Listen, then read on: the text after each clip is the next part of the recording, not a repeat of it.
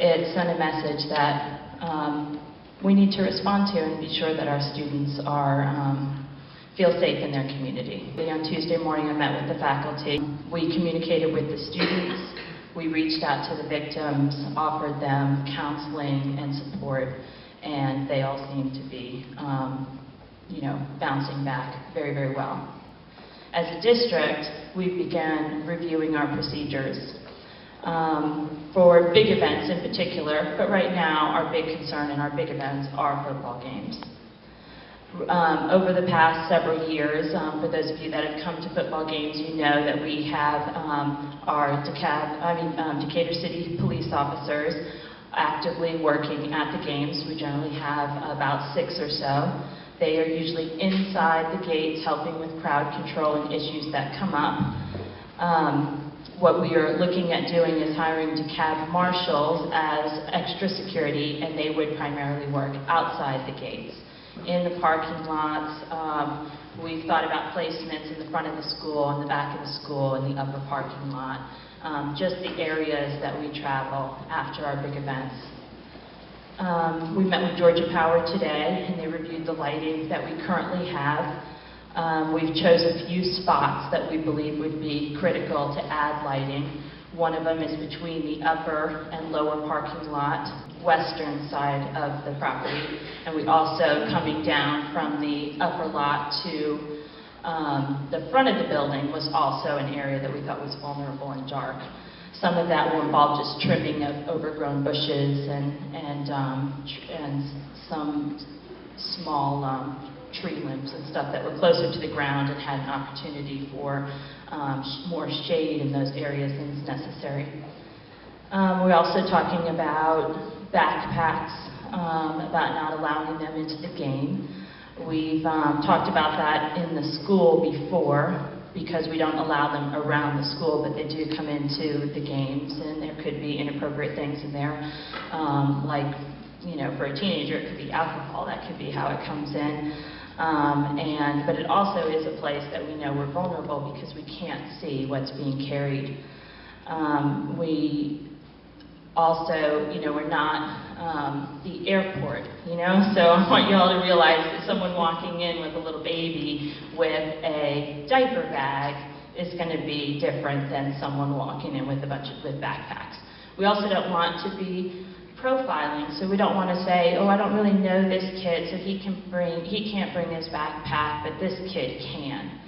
So that is something that we're talking about. We also understand that then that brings up for all of our females, because we deal with this in the school every day, is what's the difference between a purse and a tote bag. So we need to educate our students about what that means.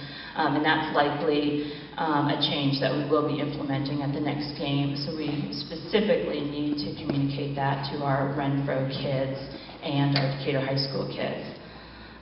Many Renfro kids, I've been told, come from school. So that does present some different changes to our after-school procedures on Fridays, perhaps, when your Renfro kids are going to games. Definitely something to talk about at home and come up with some new ways to handle that. We've also talked about how we dismiss our student groups. The young lady on Friday night was a band student, and her father was waiting for her in the upper parking lot. And so I have written some changes to procedures for the band and have now passed that off to band booster parents. They're the ones that would be helping us implement them, and I need their feedback on that before we decide, okay, this is the plan we're going with. We also have away games, where band comes back very late. But those ones are different because most of the parents do show up all close to the band room. So I feel like we're making progress in coming up with some new dismissal procedures for our students who tend to be there later because they're having to bring all the instruments in and things like that.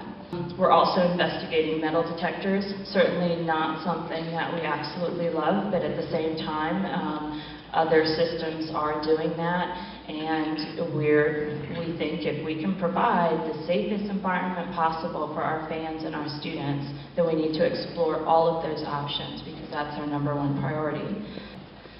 We also want to just just let you all know that we really recognize it's not a football thing.